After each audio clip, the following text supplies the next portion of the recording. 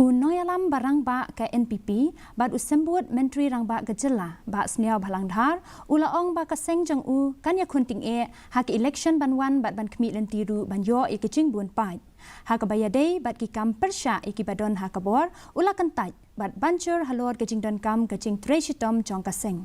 Haba pai sya ke jing mi no jong UMDC ke maulai, bad tei bor lang patau. Bad ban Ïakhun kum ukartong shimet, uba dhar ulakdo, bad ansaya kren ya keni kamat hapo kaseng bat kentaj bagi babuan ke MDC ka NPP kim kwa banya aireng na ka tiket jong kaseng. Don't ask me. That is up to them. So we are fighting. We will give a good fight this election. We as party we are ready to go for election, and hopefully we will get a majority also at the same time.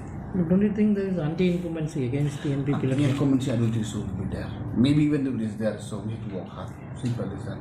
The department to finish this alternative road very fast, so they are on the job. So as soon as this road finish from Mulai bypass, meet Umberleng or something, then they can use it as usual.